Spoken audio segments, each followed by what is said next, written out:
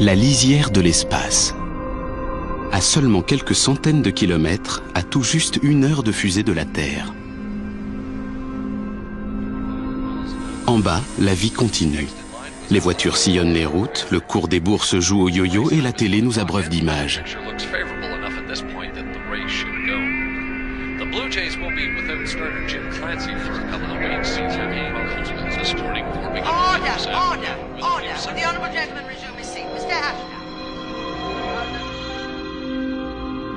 Mais il nous faut quitter tout cela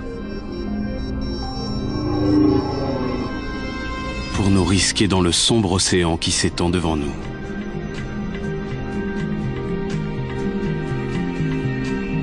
Nous glisser dans ses creux et ses plis et faire une première halte non loin de chez nous, sur la Lune.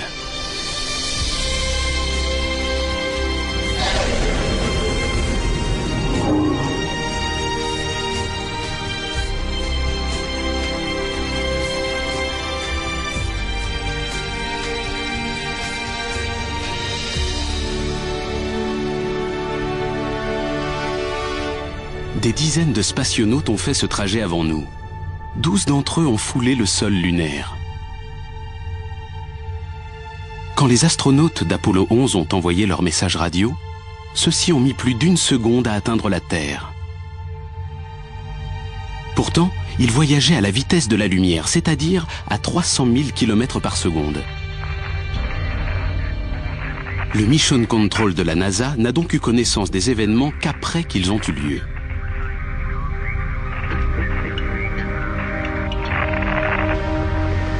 S'il y a 1 seconde de différence entre la Terre et son plus proche voisin, imaginez celle qu'il y aura si nous arrivons aux confins de l'univers. Cela ne se calculerait pas en secondes, mais en milliards d'années.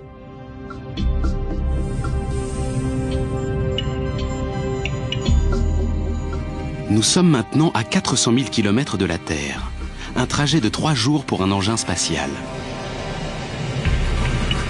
À l'échelle de l'espace, on vient tout juste de quitter la maison. C'est un lieu familier, sûr, visible de la Terre. La Lune ressemble à un champ de bataille abandonné, bombardé par des milliers de météorites et d'astéroïdes.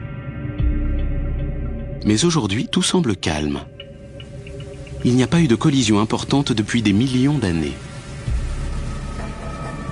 Voilà qui éveille des souvenirs. Le module lunaire de la mission Apollo 11.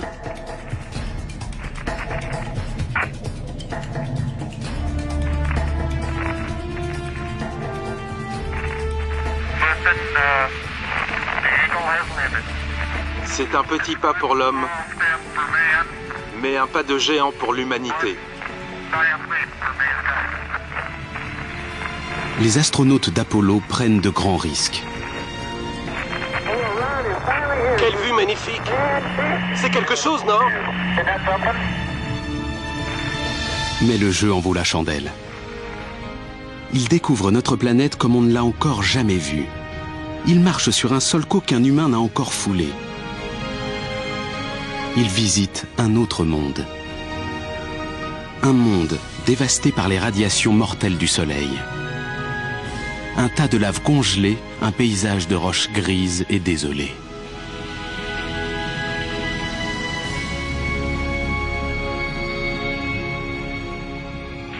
Vas-y, à toi. Quel spectacle incroyable! Les hommes de la mission Apollo ont ramené sur Terre des centaines de roches de ce type en vue d'expertise scientifique. Malgré leur apparence banale, leur étude s'est révélée très intéressante. Car comme nous, ces roches proviennent de la Terre. Les chercheurs de la NASA ont également découvert qu'elles ont subi des températures très élevées, ce qui témoigne d'une explosion massive. L'explication ? Il y a 4,5 milliards d'années, une planète errante est entrée en collision avec la Terre.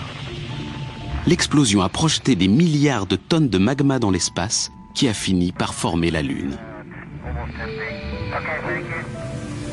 Il est étrange de penser que la Lune a été faite à partir d'éléments terrestres.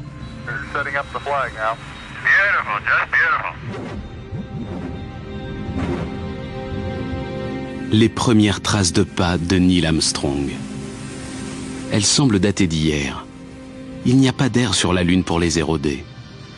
Elles seront encore là dans des millions d'années. Peut-être plus longtemps que nous.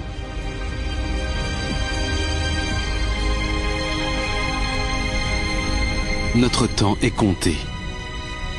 Nous devons faire un bond de géant. Aller plus loin que ne l'a jamais fait aucun humain.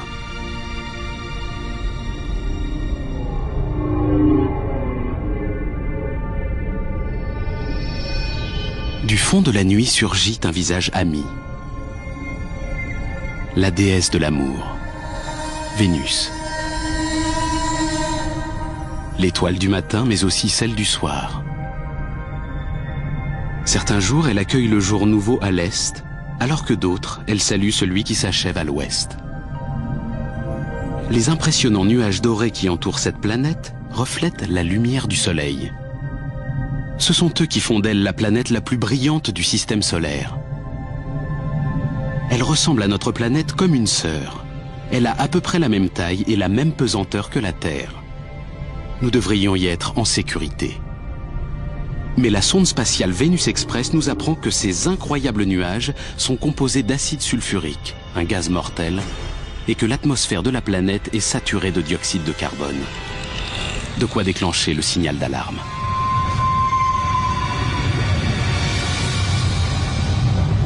Vénus est une déesse colérique. Son air est nocif. Il y règne une pression insupportable et une température d'environ 500 degrés. Si nous restions trop longtemps, nous serions corrodés, étouffés, écrasés et brûlés.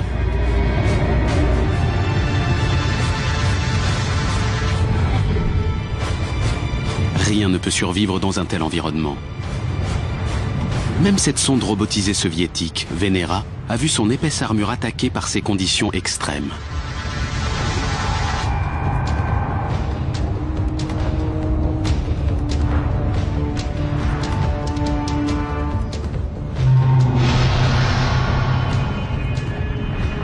Si belle vue de la Terre, cette déesse devient repoussante quand on l'approche.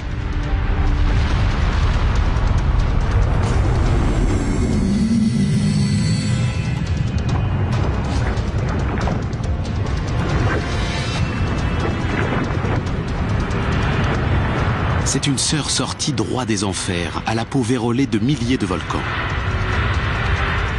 Le dioxyde de carbone présent dans son atmosphère piège la chaleur du Soleil.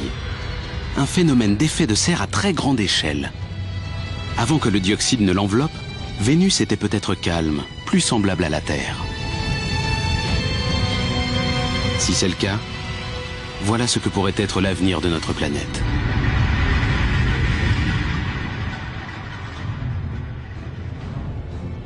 Peut-être vaudrait-il mieux faire demi-tour. Mais le Soleil a une qualité hypnotique. Comme la méduse, il est terrible à regarder, mais trop puissant pour qu'on puisse lui résister. Il nous attire dans son piège, comme la flamme attire la phalène.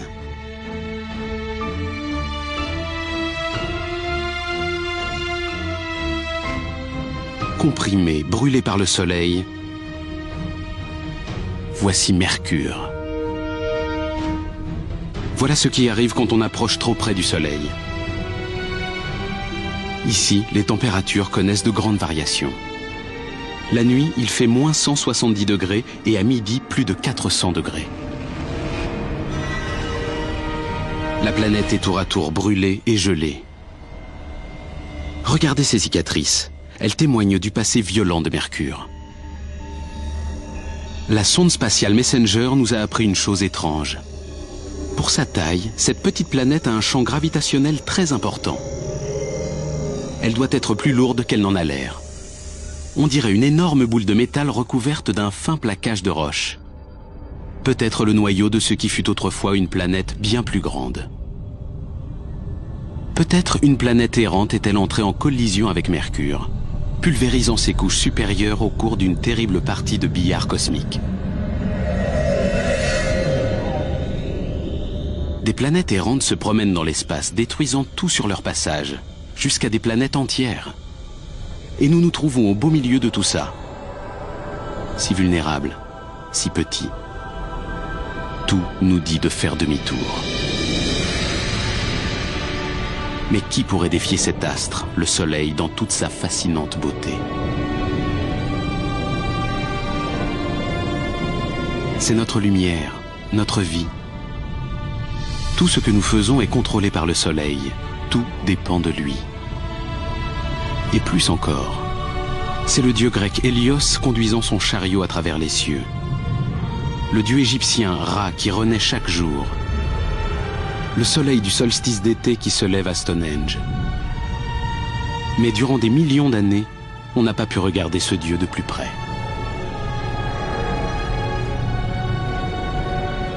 Il se trouve à 150 millions de kilomètres de la Terre. En avion, il faudrait 20 ans pour l'atteindre. Si on l'éteignait, il se trouve à une telle distance qu'il nous faudrait 8 minutes pour s'en apercevoir. Il est si vaste qu'il pourrait accueillir 1 million de planètes comme la nôtre. Si lourd que sa force de gravité régit tout le système solaire.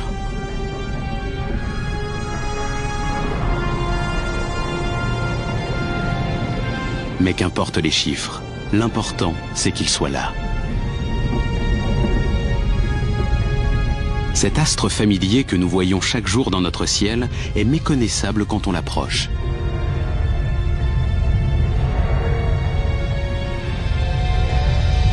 C'est une mer agitée de gaz incandescents.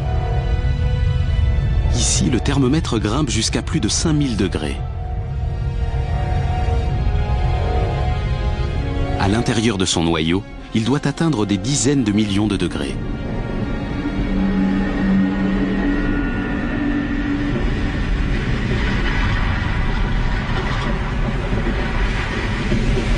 Une chaleur capable de déclencher une explosion nucléaire qui toutes les secondes transforme des millions de tonnes de matière en énergie. C'est plus que toute l'énergie jamais produite par l'homme. De la Terre, nous voyons cette énergie sous forme de lumière. Nous la ressentons sous forme de chaleur. Mais dès qu'on s'en approche, le Soleil n'a plus rien de réconfortant. Il bouillonne d'activité électrique et magnétique et produit d'énormes élévations gazeuses incandescentes que l'on appelle des protubérances.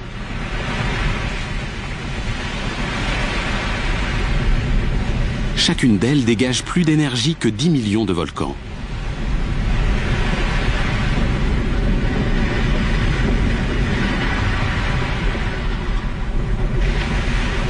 Aux endroits où se produisent ces explosions, des couches plus froides situées sous la surface sont exposées, produisant ce que l'on nomme des taches solaires. La température de ces taches est très légèrement moins élevée que celle de leur environnement immédiat, raison pour laquelle elles sont plus foncées. Mais elles restent quand même bien plus chaudes que tout ce qu'on peut trouver sur Terre. Elles sont très grandes, certaines peuvent faire jusqu'à 50 000 km de long.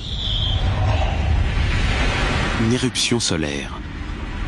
Un courant surchauffé de gaz électrifié envoie des radiations mortelles dans l'espace.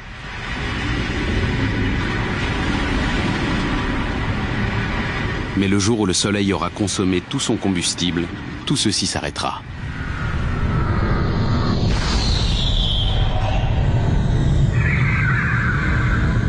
Et quand il s'éteindra, cela sonnera aussi le glas de la Terre. Ce Dieu crée la vie, mais il la détruit aussi. Nous devons garder nos distances.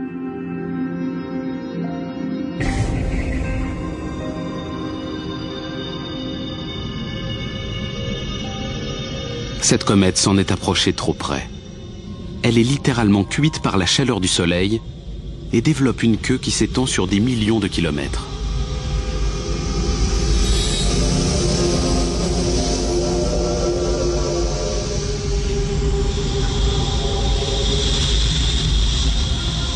Mais en son cœur, elle est gelée.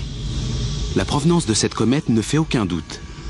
C'est l'un des déchets glacés de l'espace extrasolaire.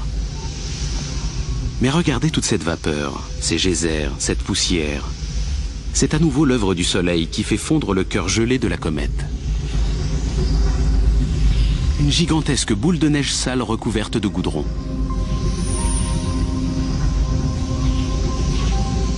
De minuscules grains de matière organique, semble-t-il, conservés dans la glace depuis Dieu sait quand. Peut-être depuis les tout débuts du système solaire. Imaginons qu'une comète de ce type se soit écrasée sur la toute jeune Terre il y a des milliards d'années. Peut-être y a-t-elle déposé des éléments organiques et de l'eau, les matériaux de base de la vie. Peut-être même a-t-elle planté dans la Terre les graines de la vie, qui ont ensuite évolué pour devenir vous et moi.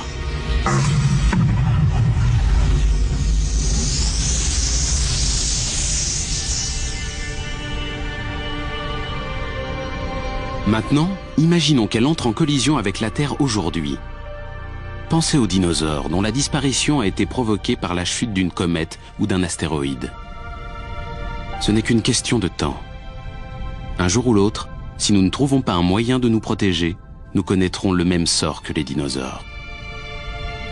La Terre est un endroit sûr, pour le moment. Mais si la vie disparaissait de sa surface, nous nous retrouverions sans abri, à la dérive, dans un univers hostile. Et nous serions obligés de trouver un nouveau foyer. Parmi les milliards de planètes qui constellent l'univers, il doit bien s'en trouver une qui ne soit ni trop chaude, ni trop froide, qui ait une atmosphère, de la lumière, de l'eau, et où nous pourrions vivre confortablement. La planète rouge, Mars. Reconnaissable entre mille.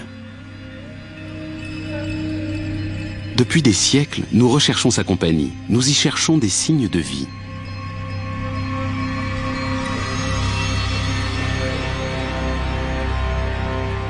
Quelque part dans l'univers, il y a peut-être une vie extraterrestre. Mais sommes-nous prêts à la trouver ? Prêts à réécrire toute notre histoire, à jeter au feu nos livres de science, à mettre tout sans dessus-dessous ? Ce qui va suivre pourrait bouleverser toute notre histoire.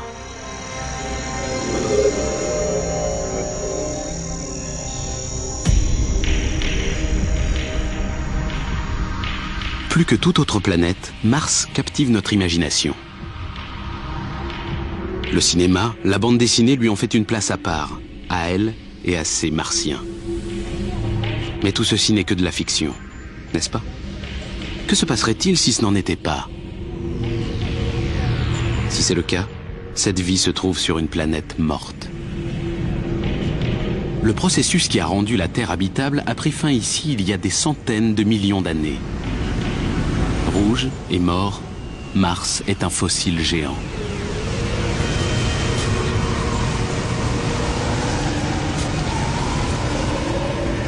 Un signe de vie. Un gigantesque diable de poussière, plus grand que les plus grandes tornades que l'on peut voir sur la Terre. Il y a donc du vent sur Mars. Et quand il y a du vent, il y a de l'air.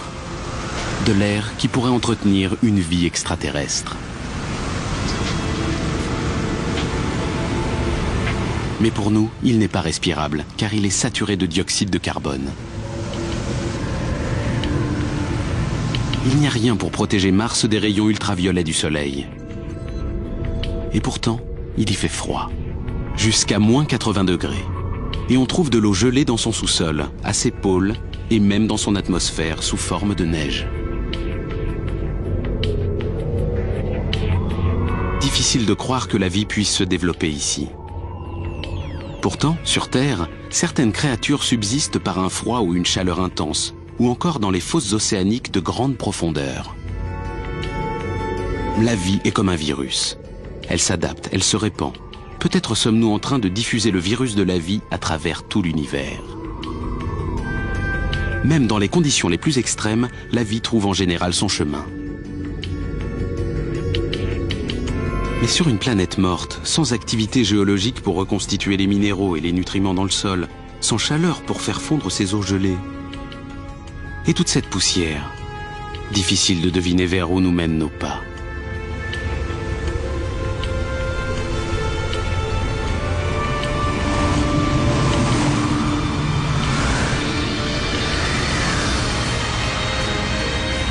Mais il est difficile de rater l'Olympus Mons, un gigantesque et très ancien volcan bouclier. 3 fois plus haut que l'Everest, il est si grand qu'il couvrirait quasiment toute la surface de l'Espagne. Depuis sa découverte dans les années 1970, il a été déclaré éteint.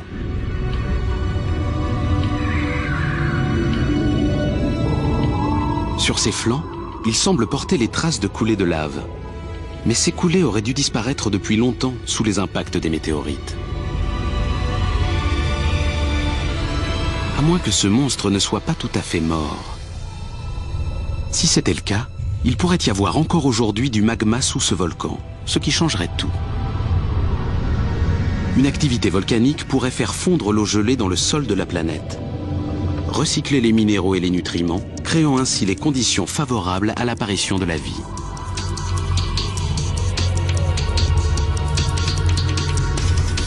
En comparaison, le Grand Canyon ressemble à une fissure dans un trottoir. Ce canyon est si long qu'il traverserait toute l'Amérique du Nord. Au fond du canyon, on note des signes d'activité, des traces d'érosion et ce qui ressemble à des lits de rivières asséchées. L'activité volcanique a peut-être fait fondre la glace prise dans le sol, libérant l'eau qui s'est mise à couler dans ce vaste canyon. L'activité que nous connaissons actuellement pourrait toujours faire fondre la glace et libérer de l'eau. Et là où il y a de l'eau, il pourrait y avoir de la vie. Si on trouve de l'eau, on a une chance de trouver des créatures vivantes. Le véhicule robotisé d'exploration de la NASA, Opportunity, parcourt ce paysage désolé. Il recueille les preuves que ces plaines nues sont d'anciens lacs ou d'anciens océans qui ont peut-être un jour abrité la vie.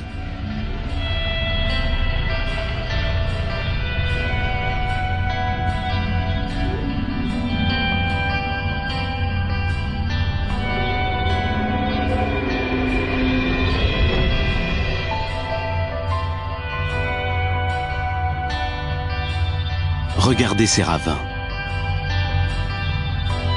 Quand les sondes qui orbitent autour de Mars les survolent, ils en détectent sans cesse de nouveaux. C'est une nouvelle preuve d'une possible forme de vie sur Mars. Ces ravins pourraient être créés par des eaux souterraines, et cette eau pourrait subvenir aux besoins d'une vie martienne.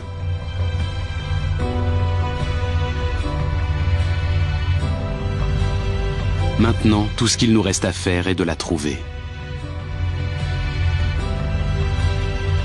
À moins que ce ne soit déjà fait. Pas sur Mars, mais sur Terre. Une théorie voudrait que la vie ait commencé ici avant de s'exporter sur la Terre. Un impact d'astéroïdes aurait propulsé dans l'espace des fragments de Mars, en même temps que de minuscules microbes jusqu'à la jeune Terre, où ils auraient semé les graines de la vie. Pas étonnant que Mars nous fascine. Cette planète pourrait être ainsi notre première demeure. Si c'était vrai, cela ferait de nous tous des Martiens. La Mars que nous pensions connaître n'est plus. Elle a été remplacée par cette nouvelle planète active et changeante. Si nous ne connaissons pas Mars, qui est certainement la planète la plus étudiée du système solaire, que pouvons-nous prétendre connaître ? Mars doit encore receler nombre de secrets qui attendent d'être découverts.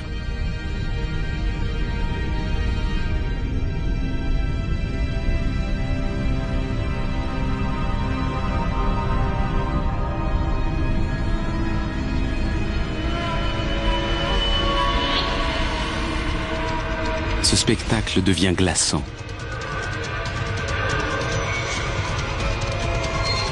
On se croirait pris dans un gigantesque jeu vidéo.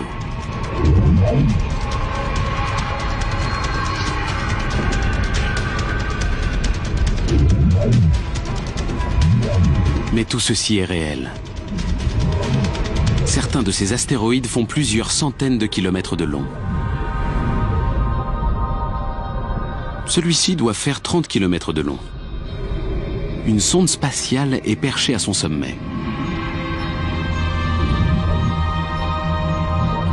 Il n'a pas dû être facile de se poser sur un astéroïde voyageant à une vitesse de croisière de 80 000 km à l'heure. Que d'efforts pour explorer un tas de gravats. Des tas de gravats qui entrent régulièrement en collision, explosant en une pluie de météorites qui retombent parfois jusque sur la Terre.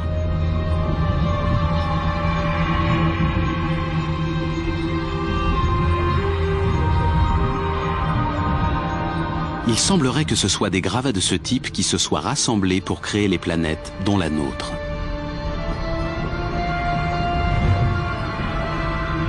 Ainsi, en datant les météorites trouvées sur Terre, nous savons que ces planètes sont nées il y a environ 4,5 milliards d'années. Elles représentent le certificat de naissance de notre système solaire, de notre planète. Mais pour des raisons inconnues, ces gravats-là ne se sont jamais agrégés pour former une planète. Quelque chose a dû les en empêcher. Quelque chose de très puissant.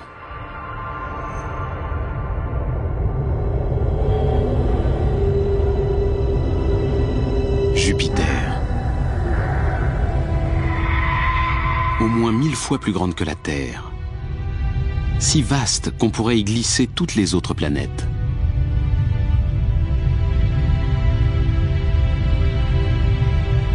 Une planète d'une telle taille est appelée à avoir des effets importants sur ses voisins. Sa force de gravité empêche les astéroïdes de former une nouvelle planète.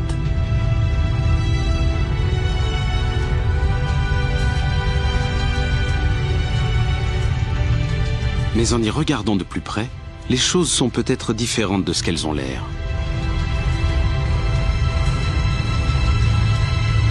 Cette gigantesque planète n'est quasiment constituée que de gaz. Si on atterrissait ici, on s'enfoncerait dans ces couches sans peut-être jamais atteindre une surface solide. La beauté de Jupiter est le produit d'une terrible violence. Sa vitesse de gravitation très élevée provoque des vents qui soufflent à des centaines de kilomètres à l'heure, déchiquettent les nuages, les transforment en lambeaux, en tourbillons. Voici la légendaire grande tache rouge. Elle marque le plus violent orage du système solaire. Elle mesure environ 3 fois la taille de la Terre et fait rage depuis plus de 300 ans. Ces formations nuageuses très agitées ont déclenché une tempête électrique. Un seul de ces coups de foudre est 10 000 fois plus puissant que ceux que nous connaissons sur Terre.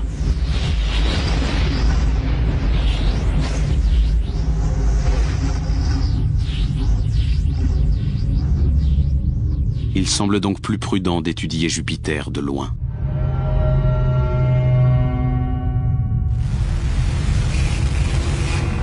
Quel magnifique spectacle! Ce tourbillon danse autour de ses pôles, comme nos aurores boréales sur Terre.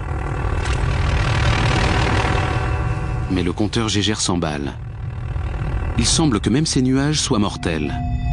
Ils seraient générés par des radiations létales attirées du fond de l'espace par le puissant champ magnétique de Jupiter. Nous commençons à prendre conscience que dans l'espace, il ne faut jamais se fier à ce que l'on voit. L'univers est rempli de contradictions, de pièges et de trompe-l'œil. Il nous faut maintenant trouver un endroit sûr où nous pourrons nous reposer, reprendre notre souffle. Peut-être cette lune multicolore, Io, sera-t-elle le bon endroit pour ça?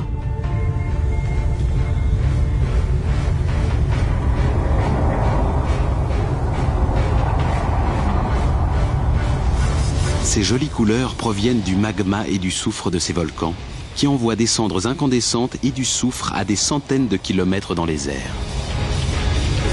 Cette lune est donc loin d'être un havre de tranquillité. C'est l'endroit le plus explosif que nous ayons visité après le Soleil. Notre merveilleux voyage jusqu'aux confins de l'univers prend les allures d'un vol désespéré. Mais nous devons continuer à croire, à espérer que parmi tous ces dangers, il y a des merveilles à découvrir.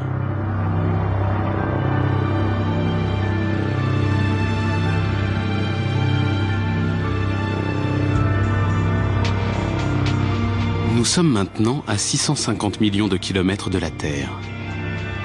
Quel endroit étrange! Pourtant, il nous semble vaguement familier. Il rappelle l'Arctique avec toute cette glace, ses failles et ses crêtes.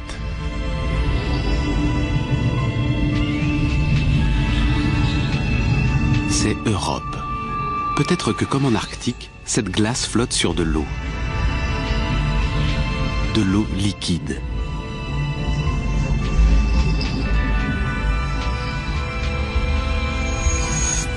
C'est une pensée fascinante. Mais nous nous trouvons à 800 millions de kilomètres du Soleil.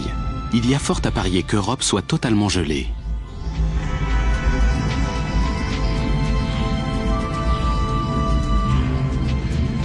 À moins que la force de gravité de Jupiter ne crée des frictions en profondeur à l'intérieur de la planète, l'empêchant de geler totalement et permettant ainsi à la vie de se développer dans l'eau prise sous sa croûte glacée. Nous sommes peut-être à quelques mètres seulement d'extraterrestres, ou d'un écosystème tout entier fait de microbes, de crustacés, peut-être même de calamars. La seule chose qui nous sépare de la possibilité d'une vie extraterrestre, c'est cette couche de glace. Mais tant qu'on n'aura pas envoyé un vaisseau spatial pour forer cette glace, Europe restera l'un des plus grands mystères du système solaire.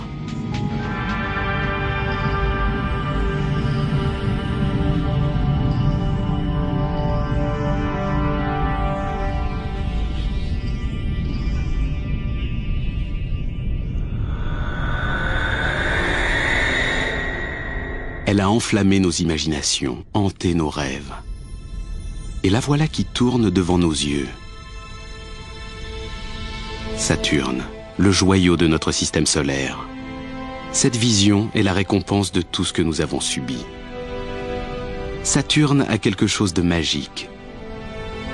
C'est une boule de gaz géante, si légère qu'elle flotterait sur l'eau.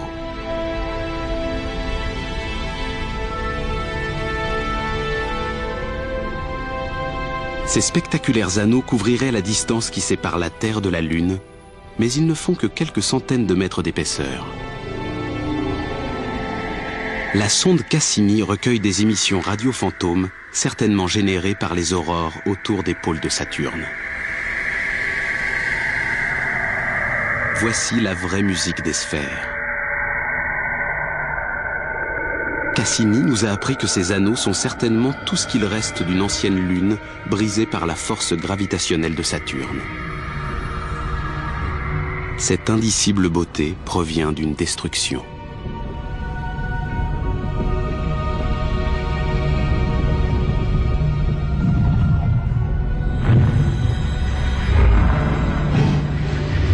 Des millions de débris glacés.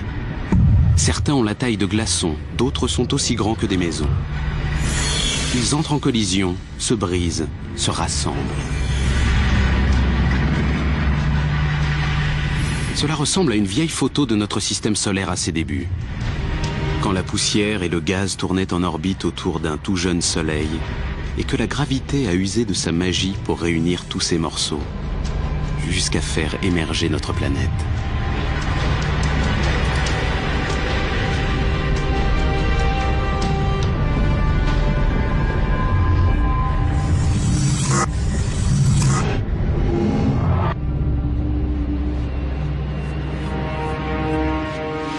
On pourrait rester ici à jamais, sans se lasser d'admirer la fière allure de Saturne. Mais il est temps de partir. Il y a encore tant de chemin à faire, tant de nouvelles choses à découvrir. Le voyage ne sera pas des plus faciles. Notre prochaine escale est cette lune enveloppée d'épais nuages. Titan.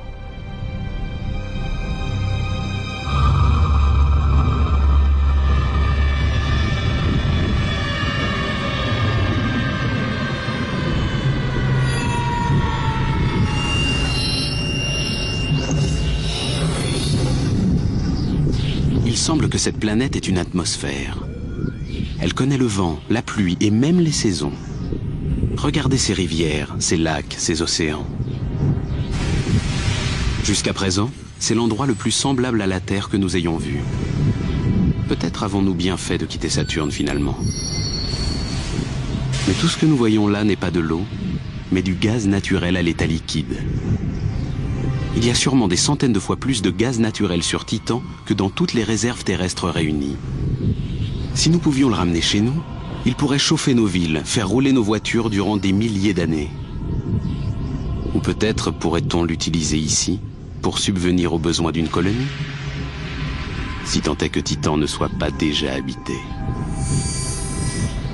La sonde Huygens, lâchée sur la surface de Titan par Cassini, est ici pour s'en assurer. Elle nous apprend qu'il y a des éléments organiques sur le sol de la planète. Mais il y fait très froid, moins 180 degrés. À une telle température, ces éléments ne peuvent pas se rassembler pour créer la vie. À moins que Titan ne se réchauffe. Selon les prévisions, le Soleil doit devenir plus chaud. Quand cela se produira, peut-être la vie apparaîtra-t-elle ici, tout comme elle l'a fait sur Terre il y a des milliards d'années. Et si la Terre devient trop chaude pour nous, peut-être devrons-nous déménager sur Titan. Un jour, il se peut que cette planète lointaine devienne notre chez nous.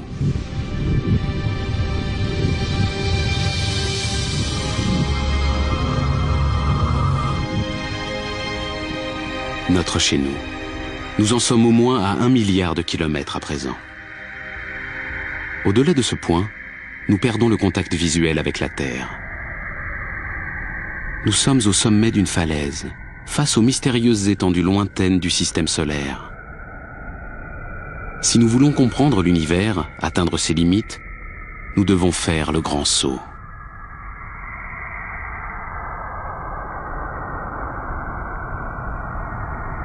Nous nous enfonçons dans le système solaire externe, invisible de notre planète, dont on ne connaît pas l'histoire.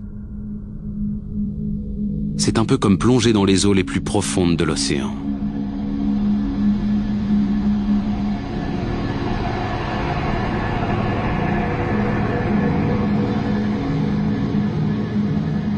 Ces anneaux laissent penser qu'Uranus a été dévié de son axe, bousculé par une planète errante.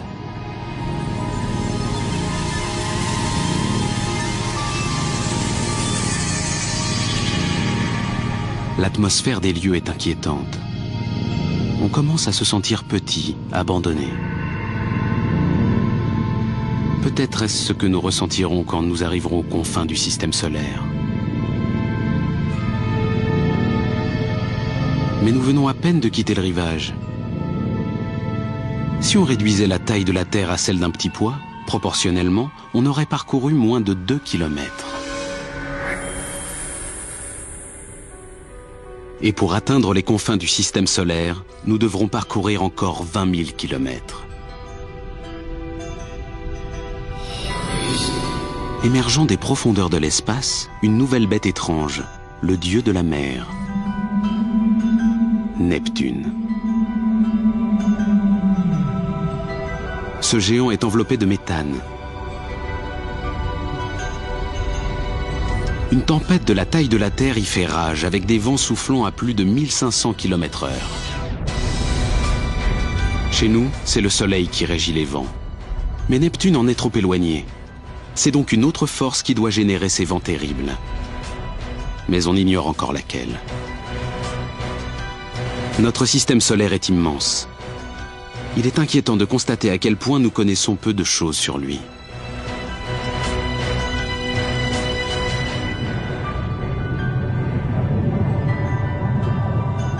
Nous nous enfonçons plus avant, cherchant un objet auquel nous raccrocher. Après toutes ces boules de gaz, voici enfin une lune solide. Triton. Solide, mais très instable.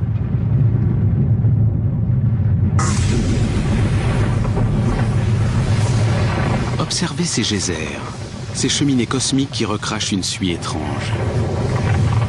Cette lune tourne autour de Neptune dans le sens opposé à celui de la planète. Un conflit de volonté cosmique que cette lune colérique est toujours appelée à perdre.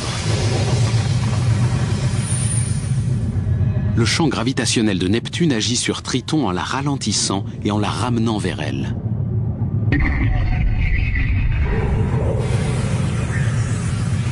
Un jour viendra où elle sera mise en pièces par Neptune.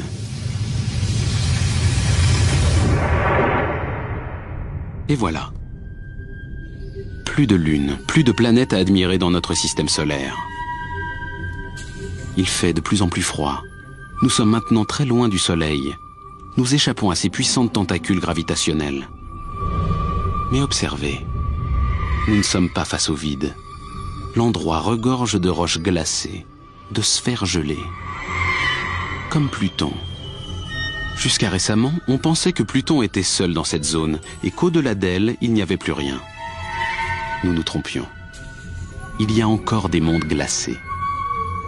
Ces découvertes sont si récentes qu'on ne sait pas encore accorder sur le nom à leur donner. Des plutinos ou plutiniens, des cuboinos, nains de glace. Quel que soit le nom qu'on leur donne, les implications sont les mêmes. Notre système solaire n'est pas le modèle parfait que nous pensions qu'il était. Nous sommes à plus de 13 milliards de kilomètres de la Terre. Nous observons l'objet le plus distant orbitant autour du Soleil. Un autre petit monde glacé appelé Sedna, qui a été découvert en 2003. Il met 10 000 ans à graviter autour du Soleil et se trouve à 130 milliards de kilomètres du Soleil. Restez avec nous. Nous ne sommes pas au bout de nos découvertes.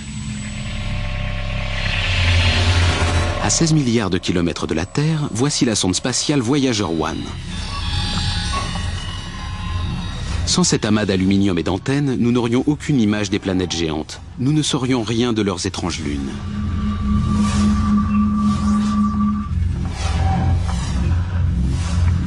Cette sonde se déplace à une vitesse 2 fois supérieure à celle d'une balle de revolver et renvoie sur Terre les informations qu'elle récolte.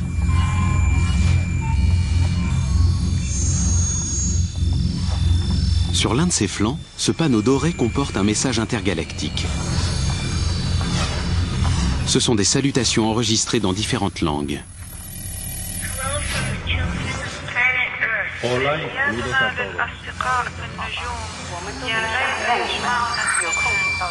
Et une carte qui indique la position de notre système solaire. Mais quand on se trouve dans une jungle, est-il judicieux de pousser des cris ? N'importe qui, n'importe quoi pourrait nous entendre, trouver où nous vivons et venir frapper à notre porte, avec de bonnes ou de mauvaises intentions. Un nuage d'iceberg cosmique s'étend à l'infini, semble-t-il. Il ressemble à la comète que nous avons vue plus tôt. Peut-être la vie a-t-elle commencé ici, parmi ces débris provenant de la naissance du système solaire, jusqu'à ce que quelque chose l'en déloge. Une étoile de passage où la gravité de Neptune pourrait l'avoir envoyée vers le Soleil, tout comme les comètes qui ont peut-être implanté la vie sur Terre il y a des milliards d'années.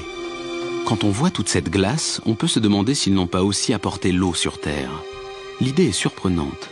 L'eau des océans, celle qui est dans notre café et même dans notre corps, pourrait provenir de cette lointaine machine à glaçons céleste.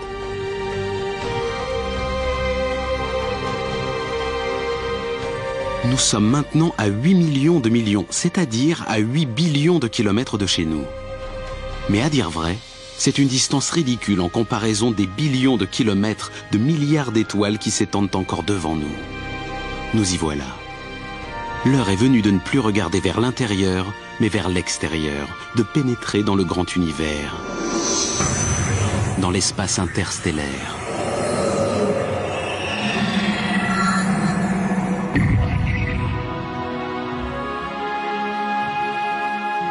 L'espace interstellaire, situé bien au-delà de notre système solaire. Quel spectacle! Des milliards d'étoiles semblables à notre Soleil, dont beaucoup ont des planètes, souvent pourvues de lunes.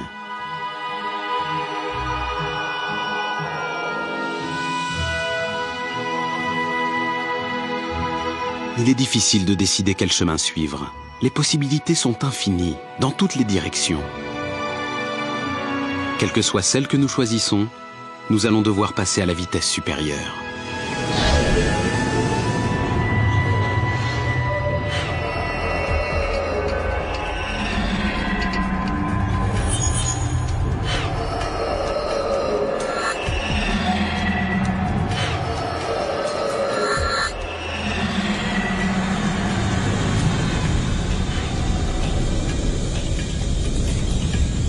Nous Nous sommes maintenant à 40 billions de kilomètres de la Terre. Un voyage qui durerait 150 000 ans dans une navette spatiale. Et nous venons seulement d'entrer dans le premier système solaire après le nôtre. Alpha Centauri. Il n'a pas un, mais 3 soleils qui évoluent les uns autour des autres, enfermés dans une impasse céleste. La force de gravité de chaque étoile attire l'autre et leur folle vitesse orbitale les maintient en même temps à distance.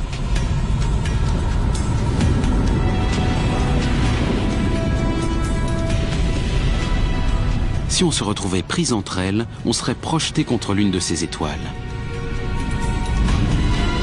Réduits en poussière, à des billions de kilomètres de chez nous, si loin que ces kilomètres ne veulent plus dire grand-chose. Nous allons maintenant devoir parler en années-lumière. Un rayon de lumière met un an à traverser 10 billions de kilomètres. Donc, 40 billions de kilomètres représentent 4 années-lumière.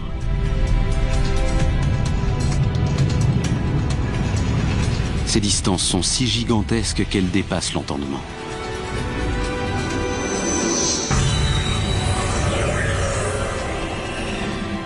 Elles font aussi tourner la tête. Qui sait quel monde étrange s'étend devant nous, et ce que nous découvrirons si nous arrivons à atteindre les limites de l'univers.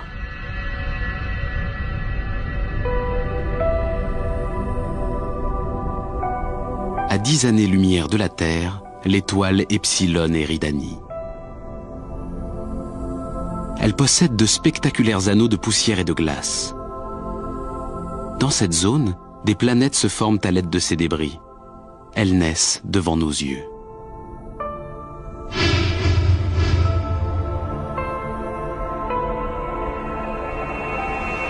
Des astéroïdes et des comètes volent de tous côtés.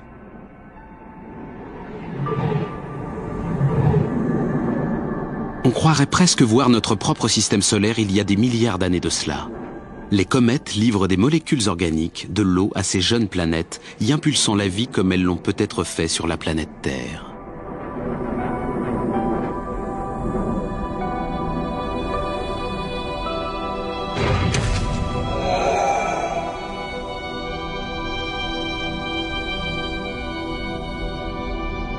Au centre de toute cette action, une étoile plus petite que notre Soleil. Elle est encore dans son enfance. S'il y avait de la vie dans ce système solaire, elle serait encore au mieux à un stade primitif.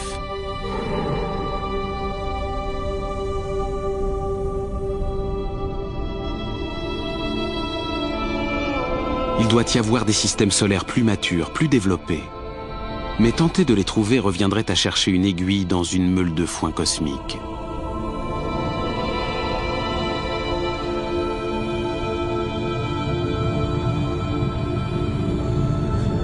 Nous sommes maintenant à 20 années-lumière de la Terre. Voici l'étoile Gliese 581.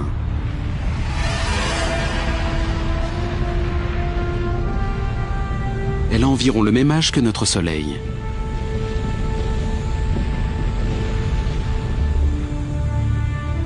Cette planète tourne en orbite autour de Gliese. Elle est juste à la bonne distance de son Soleil. Si elle en était plus proche, l'eau s'évaporerait. Si elle en était plus éloignée, elle gèlerait. Elle présente donc des conditions idéales pour accueillir la vie.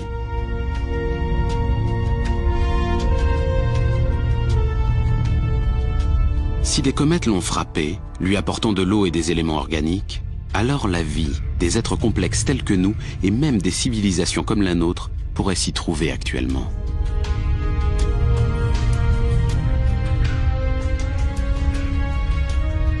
Et si c'est le cas, même à cette distance, elle pourrait capter nos signaux télévisés et regarder des émissions vieilles de 20 ans.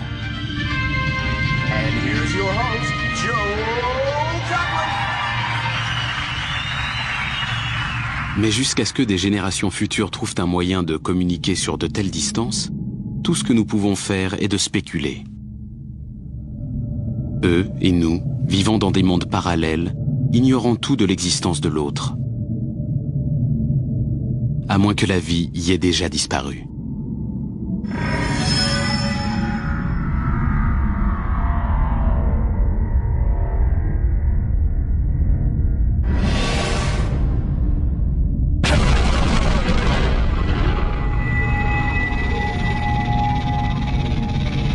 C'est toute l'ambivalence des comètes. Elles créent et détruisent, comme l'ont appris à leurs dépens les dinosaures il y a 65 millions d'années.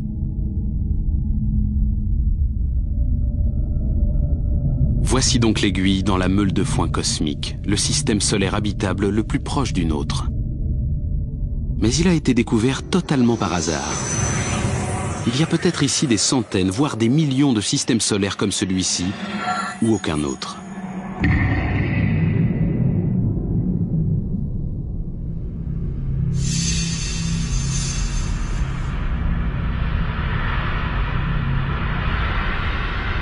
Cette planète est immense. Elle porte le nom de Bellérophon.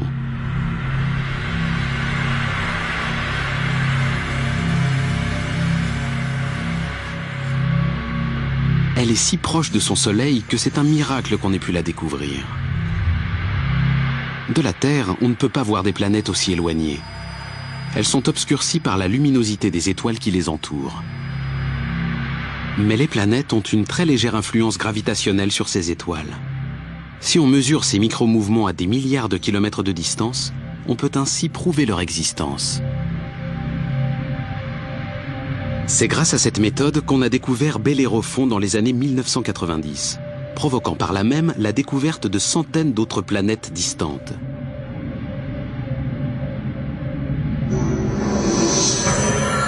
Nous sommes à présent à 65 années-lumière de la Terre.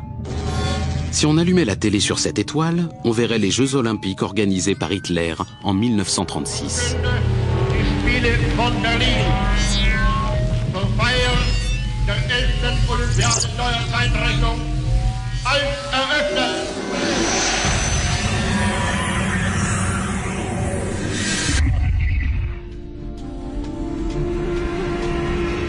Des étoiles jumelles. C'est Algol, l'étoile démon, redoutée depuis des temps très anciens en raison de sa sinistre conduite. De la Terre, on aperçoit un clignotement quand une étoile passe devant l'autre. Vu de près, c'est encore plus étrange. Une des étoiles est entrée dans le champ gravitationnel de l'autre, elle est entraînée vers elle. Nous sommes à presque 100 années-lumière de la Terre. Écoutez. L'une des toutes premières émissions radio, un simple chuchotement.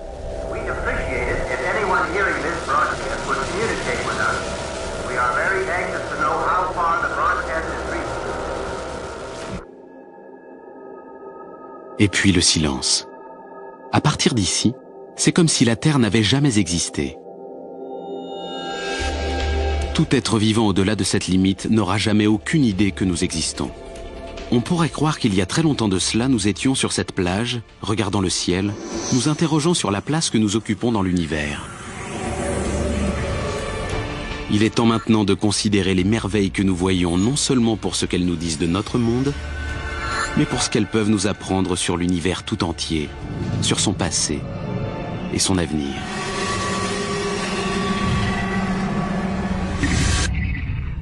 Au plus profond de l'univers, notre galaxie, la Voie lactée. Telle une immense bibliothèque céleste, chacune de ces étoiles est un livre qui a une histoire à raconter. Des débuts humbles, des fins tragiques. Ils sont tous là, attendant que nous venions les ouvrir. Les 7 sœurs, les Pléiades, filles du dieu grec Atlas, transformées en étoiles pour aider leur père à soutenir les cieux sur ses épaules. Et cette géante, Bételgeuse. La plus grande et la plus lumineuse étoile connue. Elle est au moins 600 fois plus grande que notre Soleil.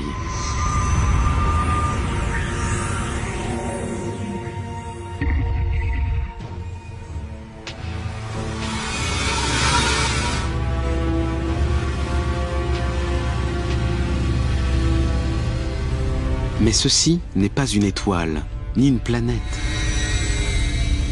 ni rien de ce que nous avons vu jusqu'à présent.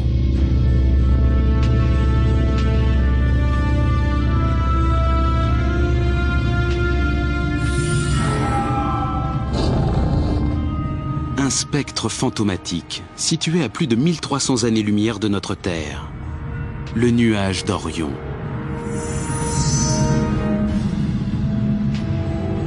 De la poussière et du gaz. Il est si dense qu'il nous enveloppe, qu'il nous coupe de l'univers extérieur. Et là, dans ses tréfonds, une boule de lumière qui attire le gaz et la poussière vers elle en les chauffant. Ils se fondent pour former une boule de gaz brûlant, comme une étoile, comme notre soleil en miniature. À l'intérieur, la température s'élève à des millions de degrés. Elle est si élevée qu'elle commence à déclencher des réactions nucléaires, du même genre que celles qui font briller notre soleil. Elle produit de l'énergie, des radiations, de la lumière.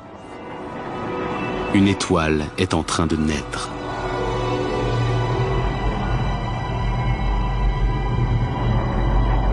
Ou plutôt des étoiles.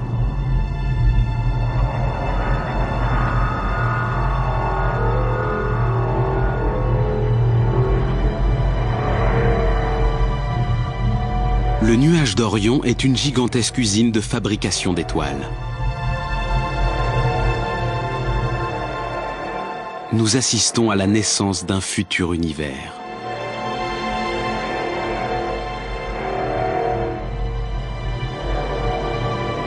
Nous redoutions de découvrir un monde terrifiant.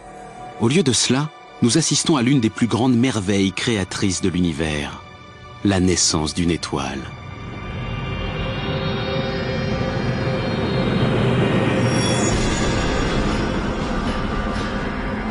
Peut-être avons-nous parlé trop vite.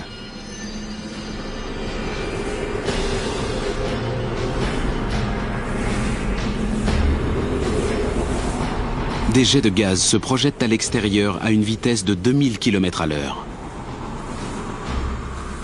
Ils propulsent la poussière et le gaz sur des millions de kilomètres.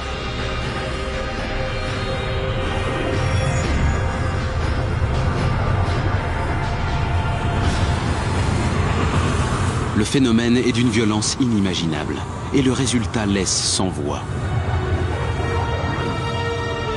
Une nébuleuse. De grands nuages de gaz scintillants suspendus dans l'espace. En l'absence de tout vent, ils mettront des milliers d'années à se disperser. Ils semblent créer une gigantesque sculpture stellaire.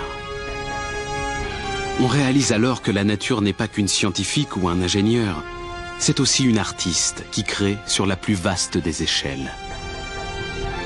Nous avons vu beaucoup de choses étranges, mais nous sommes ici en présence d'un chef-d'œuvre. La tête d'un cheval géant qui se cabre dans l'espace.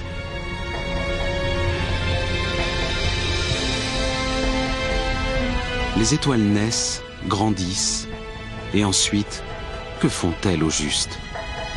Meurent-elles? Disparaissent-elles doucement dans la nuit ou explosent-elles bruyamment?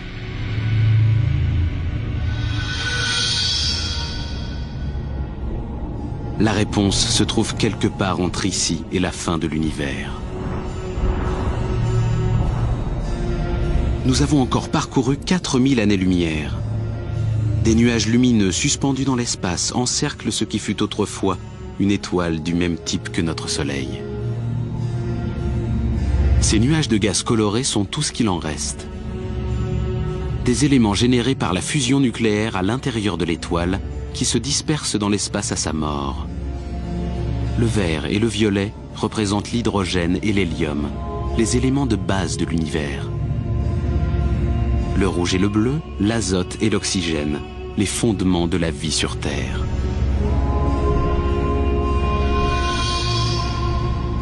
Pour que nous puissions vivre, des étoiles de ce type ont dû mourir. L'oxygène qui se trouve dans nos poumons, l'azote qui est dans notre ADN ont été créés par une fusion nucléaire qui s'est produite dans des étoiles mortes bien avant que ne naisse la Terre. Nous sommes faits de déchets nucléaires stellaires. Notre arbre généalogique commence ici.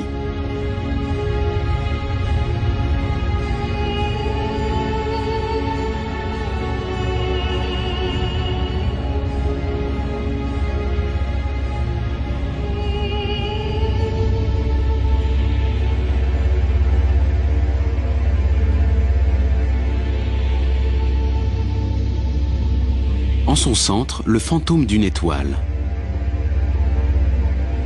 C'est une naine blanche, chauffée à blanc, petite, mais incroyablement dense. Durant l'agonie de l'étoile, ces atomes ont fusionné ensemble pour devenir si denses qu'une simple cuillerée de cette naine blanche pèserait plus d'1 tonne.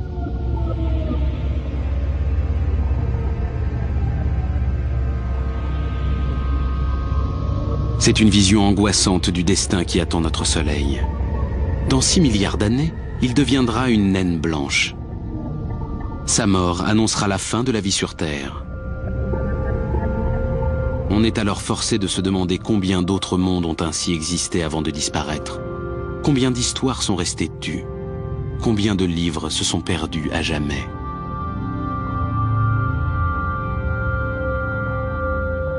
Mais la plus grande de toutes les histoires n'a pas encore été racontée.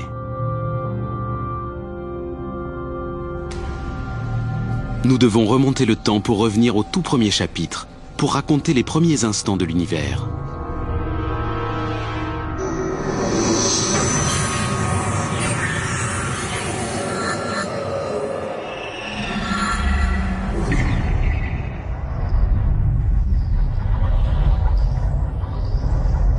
Les restes éparpillés d'une étoile morte.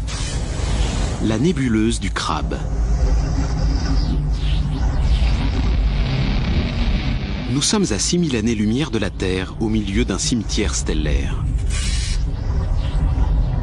Nous avons appris tant de choses, vu tant de choses que nous n'aurions jamais cru possible.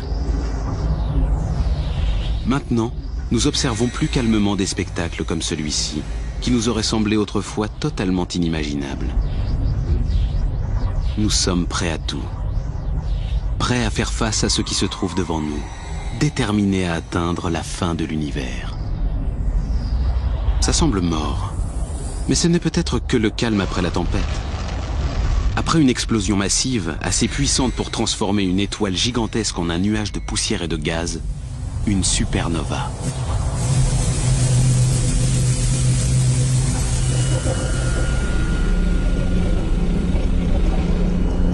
L'œil du cyclone. Une étoile qui tournoie sur elle-même en pulsant de l'énergie. Un pulsar. La force de gravité a dû réduire le noyau de l'étoile géante à ceci.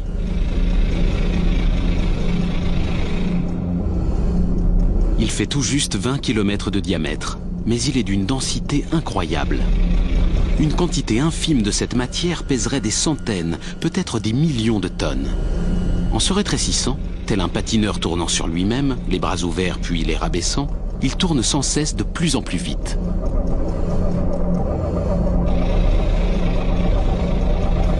Deux rayons de lumière, de l'énergie, des radiations, tournoyant sur eux-mêmes 30 fois par seconde et fournissant de l'énergie à cet immense nuage de poussière et de gaz. Il y a énormément de radiation ici, plus que sur le Soleil.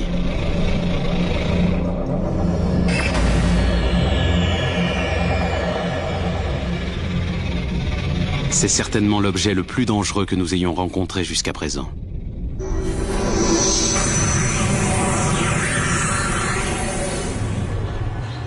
Autrefois, il nous aurait sûrement terrifiés.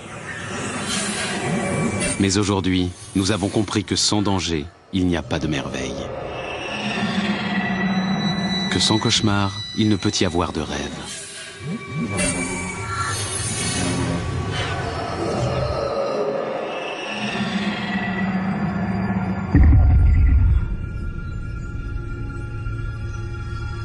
On ressent une sensation étrange. Le sentiment d'une présence hostile, maléfique. Précisément ce qu'on ne voulait pas rencontrer. Un noir total, masquant toutes les étoiles qui l'entourent. Nous sommes les témoins d'une extinction.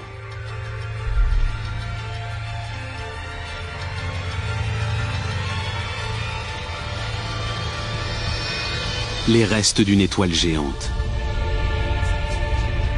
Un trou noir.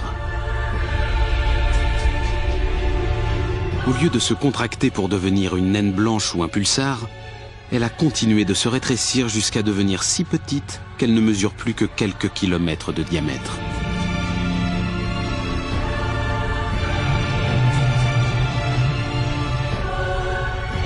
Sa densité est bien plus importante que celle d'un pulsar. Il est impossible de lui résister.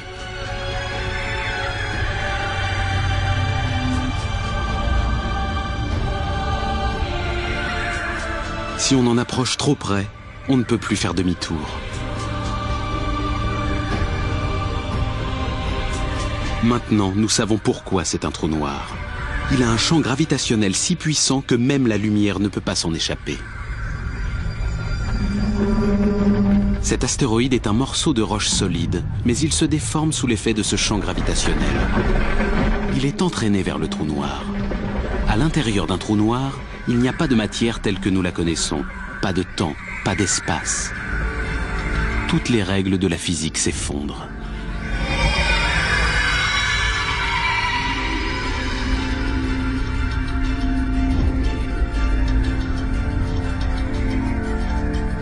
L'astéroïde est parti. À dire vrai, personne ne sait vraiment où. Nous atteignons maintenant les limites de l'entendement humain. Il y a peut-être des millions de trous noirs dispersés dans l'univers, peut-être plus que toutes les étoiles dans le ciel. Mais on ne pourrait pas les voir, car il serait peut-être trop tard.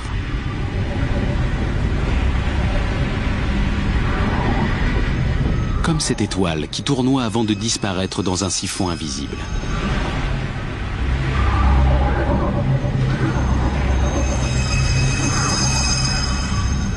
Qui peut affirmer que nous ne vivons pas dans un immense trou noir? Que l'univers ne se trouve pas en ce moment même à l'intérieur de l'un d'eux, à l'intérieur d'un autre univers? Si on se met à y penser trop longtemps, on perd vite la tête. Parfois, il semble que plus on voit loin dans l'espace, moins on en sait de lui. Nous savons cependant que notre galaxie est plus complexe et plus dangereuse qu'on ne l'imaginait. Et ceci pour ne parler que de notre galaxie, la Voie lactée. L'immensité de l'univers s'étend loin autour d'elle. Les merveilles, les dangers, les secrets se trouvent tous dans cette zone. Mais pour les découvrir, nous devons d'abord réussir à sortir de la Voie lactée.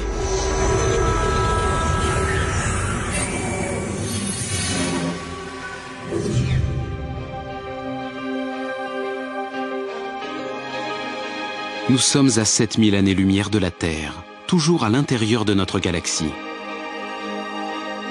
Nous sommes dans une épaisse forêt où chaque arbre est si beau, si fascinant qu'il est impossible de regarder au-delà et d'en obtenir une image globale. Nous devons nous frayer un chemin parmi ces arbres, atteindre la clairière au bout de l'univers. Ce n'est qu'à ce moment-là que nous pourrons comprendre où l'univers et nous-mêmes avons commencé. Mais il est difficile de s'arracher à un tel spectacle.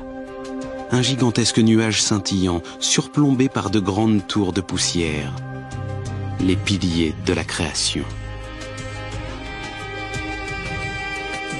Ils forment comme la porte d'entrée vers les galaxies lointaines. Les deux piliers sont constellés d'embryons de systèmes solaires, dont chacun fait la taille d'une autre. Une autre démonstration de la créativité étonnante de la nature.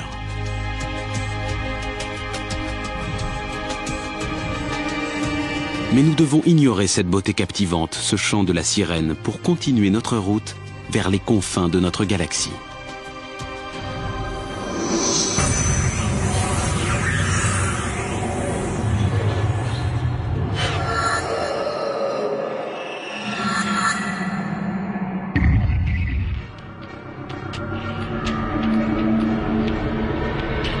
Envoûtés par les beautés de la Voie lactée, nous avons oublié ses dangers et nous nous sommes égarés dans un champ de mines cosmique. Telle une explosion en ralenti, ces nuages de gaz géants s'échappent de cette étoile.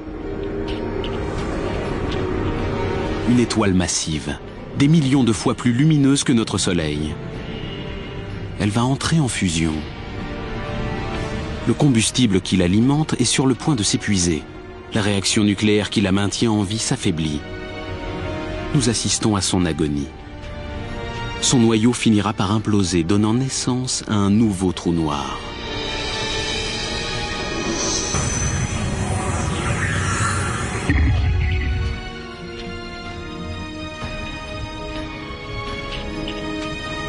Une étoile encore plus grande, dangereusement instable. Mais celle-ci est prête à exploser. Et quand une étoile de cette taille disparaît, sa mort est 100 fois plus violente que celle d'une supernova. Sans le vouloir, nous nous sommes rendus témoins de l'une des morts stellaires les plus violentes que l'on puisse imaginer. Une hypernova.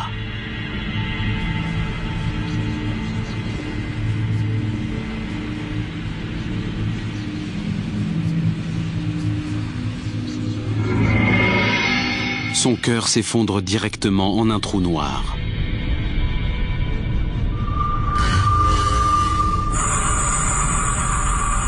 Voici l'onde de choc qui traverse l'étoile, détruit ses couches supérieures et les répand dans l'espace.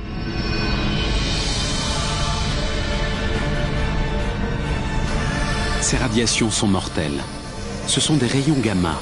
Ils auraient un effet catastrophique sur toute planète assez malchanceuse pour se trouver à proximité de l'hypernova. Quand toutes les espèces vivantes ont disparu de la surface de la Terre, il y a 450 millions d'années, le coupable a peut-être été l'un de ces rayons gamma. De terrifiantes hypernovas, des comètes gelées, des planètes desséchées, des naines blanches, des géantes rouges et la Terre. De petites gouttelettes dans une vaste plaine de lumière blanche. Notre propre galaxie, la Voie lactée. Nous voulions savoir où était notre place dans tout cela. Voici la réponse.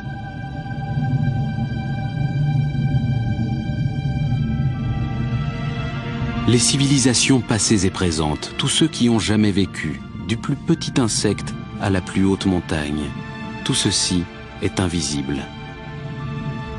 Il n'en reste même pas un petit grain de poussière.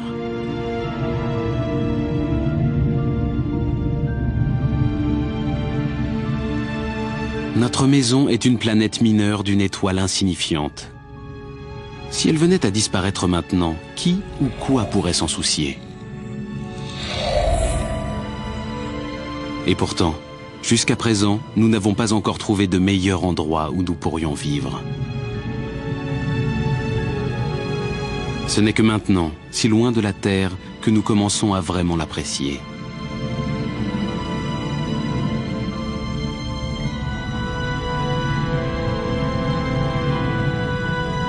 Regardez toutes ces étoiles. Il y en a des centaines de milliers.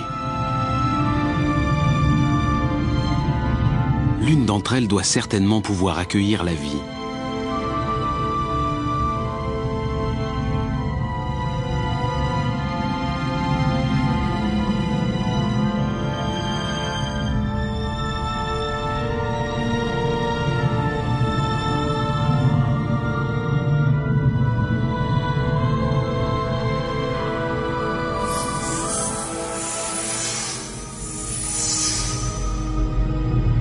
Peut-être se trouve-t-elle dans cet essaim d'étoiles, le grand amas d'Hercule. En 1974, les astronautes y ont envoyé un message contenant des données sur l'ADN, la forme et la taille d'un humain et la position de la Terre dans le système solaire. Mais cette formation est si loin que ce message mettra 25 000 ans à y parvenir. Nous n'avons pas trouvé de vie extraterrestre. Pas encore. Mais nous n'avons pas non plus trouvé de raison de penser qu'il n'y en ait pas. Une équation permet d'estimer le nombre de civilisations avancées autres que la nôtre. Quand on lance l'opération, le résultat est surprenant. Il pourrait y avoir des millions d'autres civilisations rien que dans notre galaxie.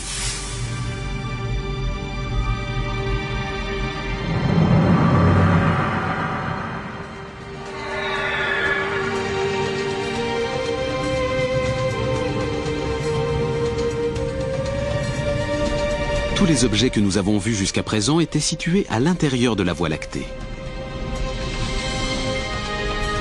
Mais nous allons peut-être avoir la chance de voir d'autres galaxies, d'accéder à une vue d'ensemble plus large. Ce qui pourrait nous permettre de répondre à la question ultime. D'où provient tout cela? Nous sommes prêts à quitter notre système solaire, notre galaxie, pour pénétrer dans l'espace intergalactique.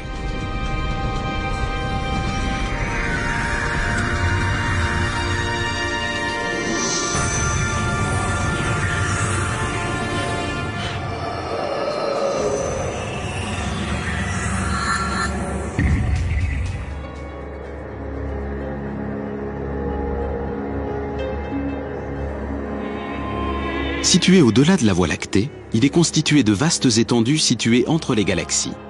Qui aurait pu croire que nous arriverions à l'atteindre ?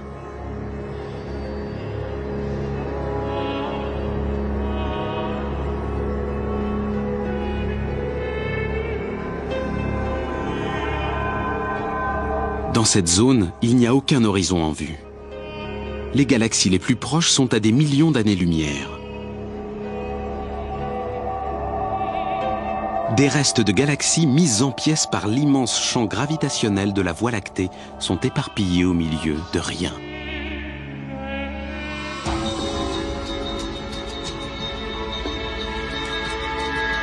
Voici le point le plus proche du vide parfait que puisse atteindre l'univers.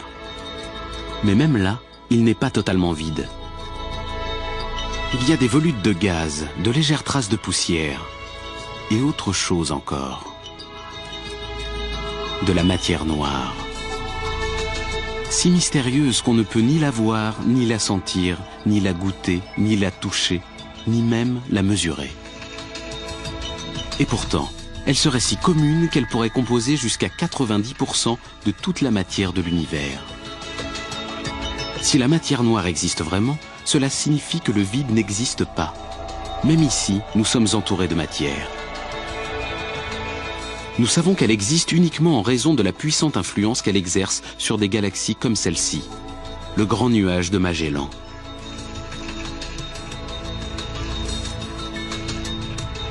Un vaisseau spatial ultra rapide nous y mènerait en 6 milliards d'années-lumière.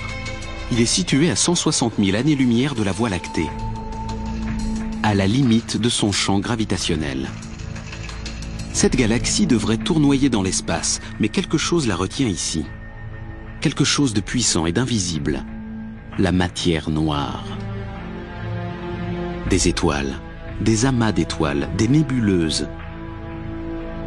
C'est une véritable caverne d'Ali Baba astronomique.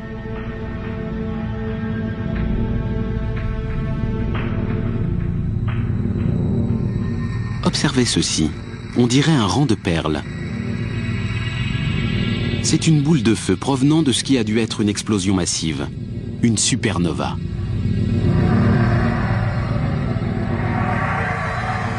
Elle est si brillante que lorsque la lumière de l'explosion a atteint la Terre en 1987, elle était visible à l'œil nu.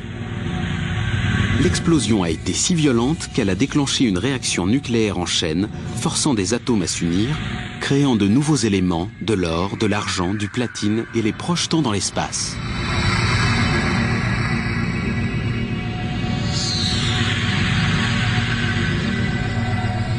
L'or de l'anneau que vous portez au doigt a été forgé dans une supernova de ce type, à des milliards de kilomètres de la Terre, il y a des milliards d'années.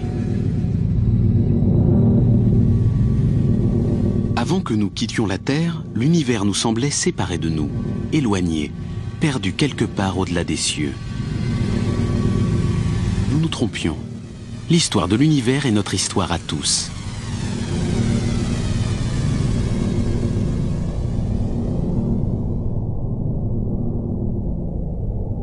C'est une pensée réconfortante quand on s'aventure dans ces abysses. De plus en plus loin. De plus en plus vite.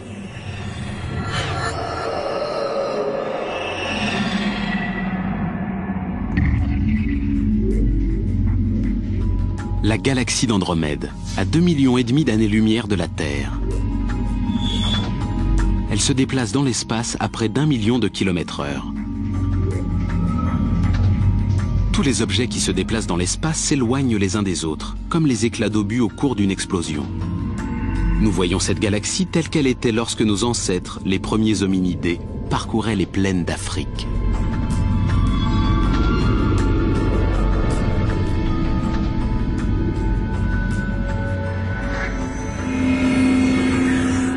Poursuivons notre voyage dans l'espace. 3 millions, 5 millions, 10 millions d'années-lumière.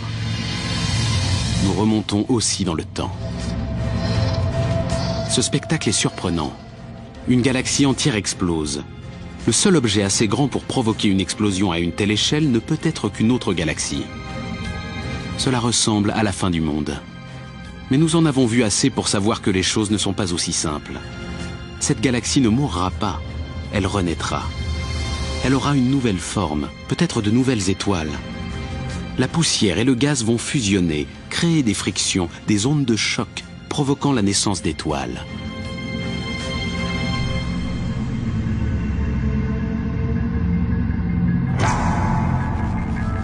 Il y a de l'ordre dans ce chaos, un dessein derrière cette infinie variété de formes.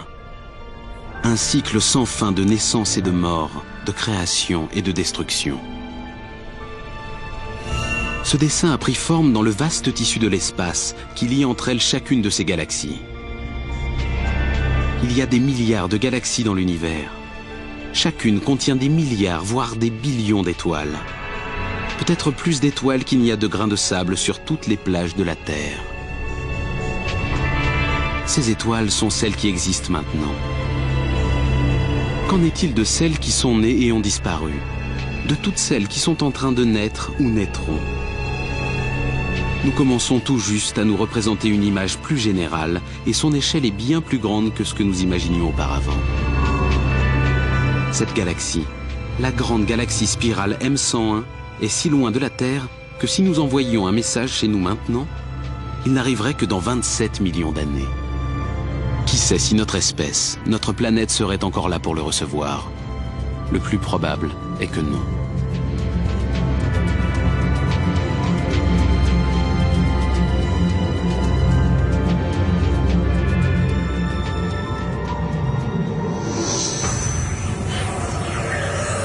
Nous continuons notre voyage en remontant dans le temps. Nous passons le moment où les dinosaures ont disparu. Celui où les premières créatures ont commencé à se déplacer sur Terre.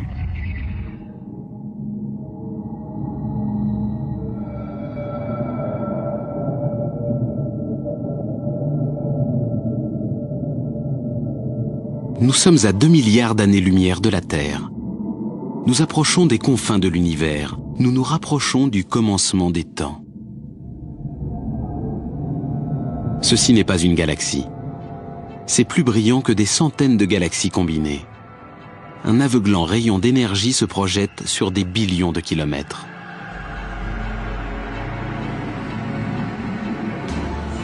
Un objet si grand, si lumineux doit être incroyablement puissant.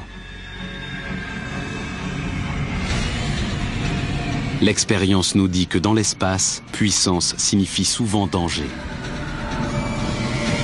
Cela ressemble à un quasar, l'objet cosmique le plus dangereux de tout l'univers. Si c'était le cas, cela voudrait dire que nous touchons au but de notre voyage, que la fin de l'univers est presque en vue.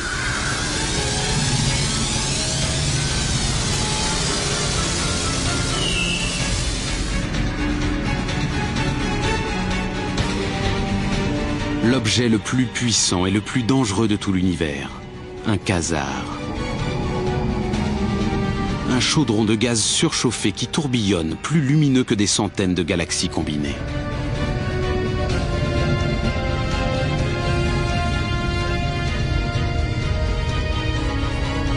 La source de cette terrifiante puissance est tapie au plus profond du cœur de la bête. Un cœur de ténèbres. Un trou noir supermassif, pesant autant que des milliards de soleils.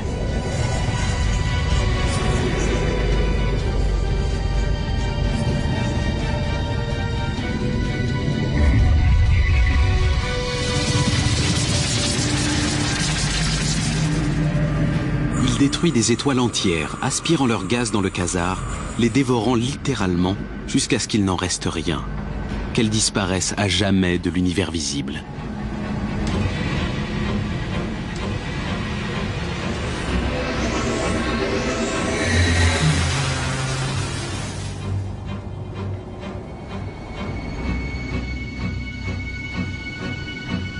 Nous avons vu ce que l'univers nous réserve de pire, ses forces les plus puissantes et les plus destructrices. Nous touchons au but. La limite de l'univers est presque à notre portée.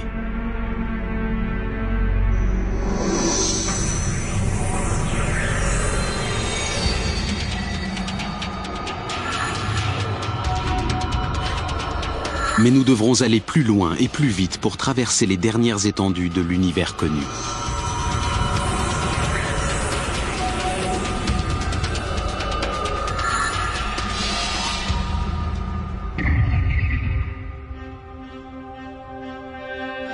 Nous sommes à 8 milliards d'années-lumière de la Terre.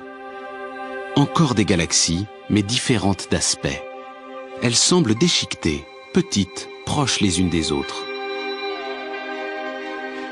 Nous sommes remontés si loin dans le temps que nous voyons ces galaxies telles qu'elles étaient avant même que la Terre ne soit née. Elles sont encore jeunes, en phase d'expansion. Nous nous rapprochons de l'endroit où tout a commencé. Il y a 12 milliards d'années.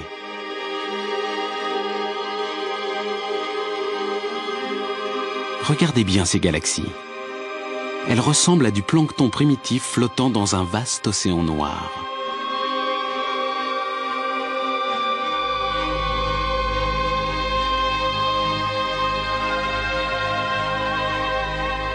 Quelle magie! Des nuages de poussière et de gaz dansant, se fondant les uns aux autres pour créer des galaxies embryonnaires.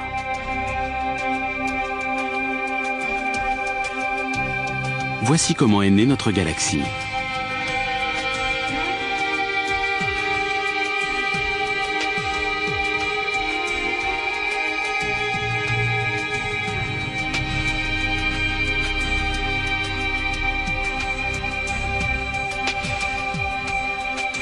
Les voilà qui disparaissent elles aussi. Nous sommes remontés à un point dans le temps situé avant la naissance des étoiles, dans ce qu'on appelle l'âge sombre cosmique. Avant cela, il y a eu la lumière, les dernières lueurs d'une explosion massive qui est à l'origine de l'univers connu.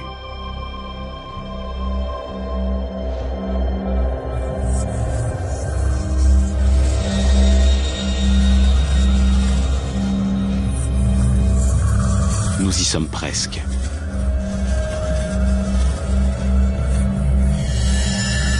Et voilà. Nous avons réussi. La fin de l'univers, à 130 milliards de billions de kilomètres de chez nous, il y a 13 milliards et demi d'années.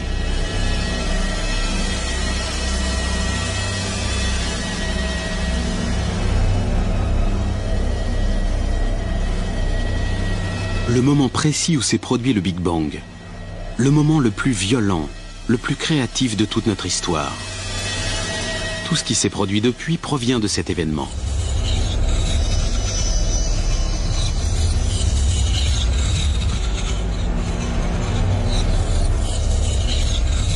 Toutes les religions, toutes les cultures ont médité dessus. Mais nous ne connaissons toujours pas le comment ni le pourquoi de cet acte de création. Nous ignorons ce qui l'a déclenché. C'est ici que s'achève notre voyage et que commence l'univers.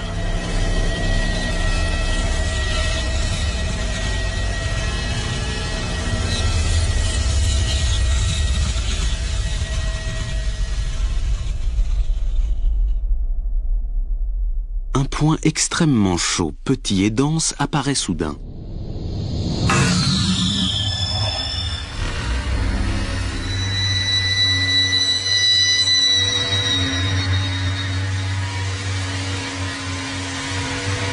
Il crée l'espace, le temps, la matière, notre univers lui-même.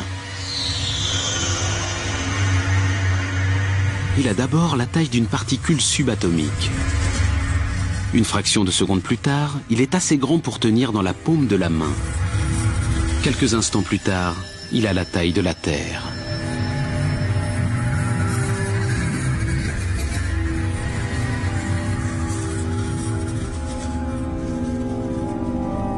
Aujourd'hui, la lumière émise par le Big Bang se répand encore sous la forme d'un sifflement radiostatique.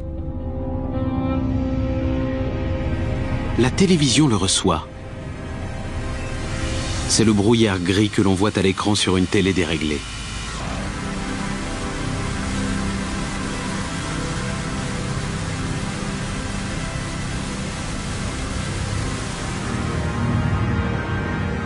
nous reprenons notre course en avant dans le temps, chevauchant l'onde de choc de l'explosion.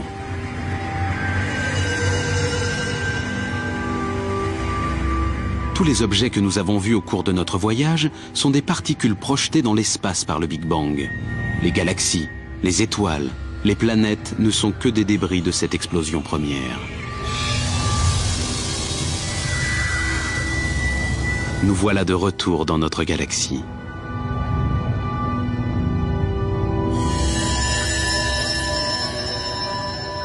Notre système solaire. Nous atteignons enfin une autre braise en train de refroidir, tournoyant dans les dernières lueurs du Big Bang. La Terre.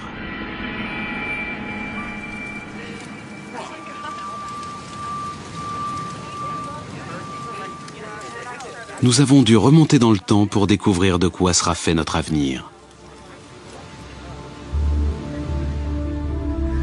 Dans 3 milliards d'années, la grande galaxie d'Andromède entrera en collision avec la nôtre.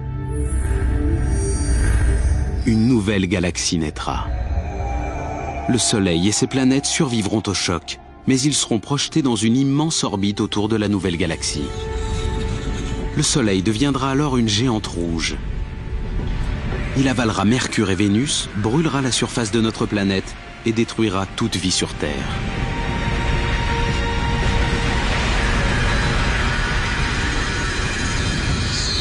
Puis le Soleil mourra, diminuant progressivement pour devenir une naine blanche. Les étoiles avoisinantes mourront aussi. Elles seront remplacées par des naines blanches, des pulsars ou des trous noirs. Dans la galaxie, les lumières s'éteindront.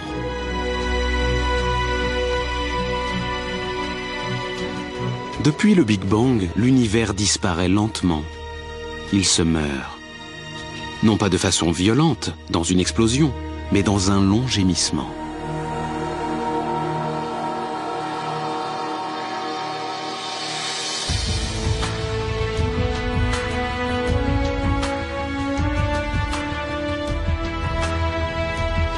Pourtant, il y a peut-être une issue de secours, un moyen de s'échapper de notre univers mourant. Nos lointains descendants seront peut-être en mesure de trouver un raccourci à travers l'espace et le temps. Un trou de verre. Un tunnel reliant un trou noir et un trou blanc. S'il existe d'autres univers, ils pourraient mener nos descendants de notre univers condamné vers un univers parallèle. Ils pourraient peut-être y trouver une nouvelle Terre encore dans sa prime jeunesse. Avec un peu de chance, ils pourront poursuivre l'aventure humaine dans ce nouvel univers qui constituera leur nouvelle maison.